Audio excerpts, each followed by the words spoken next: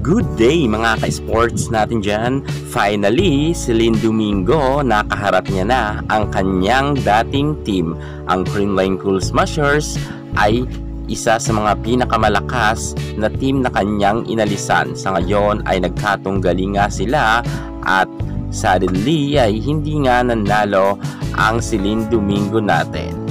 At ang ating si Lynn ay isa sa mga pinakamagaling na middle blocker pagdating nga sa Creamline. Subalit nga hindi nga ni-renew ang kanyang kontrata kung kaya napalipat nga siya dito sa Akari.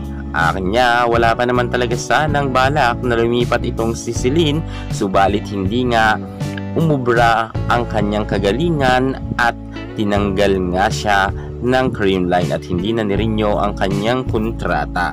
Atin sisilipin ang paghaharap nga ng Akari at ng Creamline. Kaya tutukan nyo ang ating vlog hanggang sa dulo sa mga kaganapan. Pero bago ang lahat, subscribe ka muna. I-click ang ating notification bell para lagi kang updated sa lahat ng issues sa volleyball.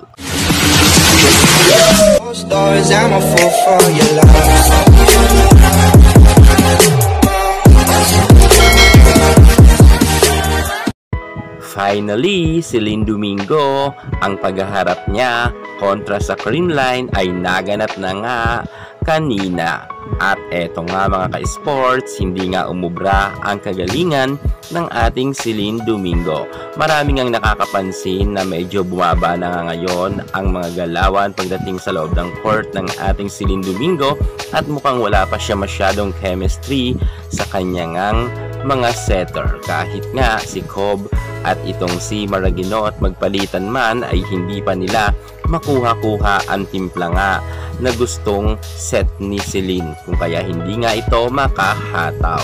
Kita naman ang karamihan na talagang mababa ngayon ang kanyang nakuhang score at ito nga ang kanyang pangalawang appearance sa loob ng court pagkatapos nga na nauna nilang laban at ito ang pangalawa sa Creamline ay talo na naman sila. Sunod-sunod na nga ang pagkatalo ng Akari Chargers at hindi ito inaasahan ng karamihan ng mga fans ng Akari. Marami kasing mga naniniwala na malakas ang Akari Chargers sa pagpasok nga ng ating si Lynn Domingo at ni Gretchen Soltones. Subalit wala kang nagawa ang dalawang star player na ito at tinalo pa rin sila ng Creamline. Hindi talaga umubra ang kagalingan nga ni Lynn Domingo kung saan nakakuha lamang siya ng 4 na puntos sa whole game. At syempre, iba talaga ang Creamline pagdating nga sa gitgitan na laban. Mukha talagang hindi pa masyado handa ngayon si Lynn sa kanyang nilipatan na team. Mukhang sapilitan lang talaga ang nangyari dahil nga wala naman talaga sanang plano si Lynn na umalis nga sa Creamline. Ito ay naganap lang dahil tinanggal nga siya ng management.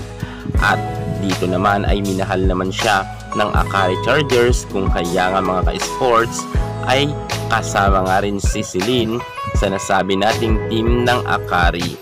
Pero kagaya nga ng inaasahan ng karamihan na sana daw ay mabigyan daw ng magandang play itong si Lynn dahil magaling naman ito. Kapansin-pansin kasi na hindi talaga siya lumusot-lusot sa Creamline na isa sa mga pinaka-magaling na team, lalo't si Bea De Leon ay nag-shine na nga ngayon. Subalit si Lynn ay mukha ngang napag-iiwanan na dito sa Akari dahil nga sa kanyang mababang puntos ay hindi nga siya ngayon kasama sa best blocker ranking dahil nga nangungulelat nga siya sa ngayon. Aabangan na lang natin si Lynn Domingo sa mga darating niya pang games. I hope na makabawi ito at muli nga natin makita ang kanyang zero tempo. Sa tingin nyo, kayang-kaya pa ba ng Akari makapasok sa top 4 dahil nga sunod-sunod ang kanilang pagkatalo? Kung kaya nila, comment kayo sa baba ng yes.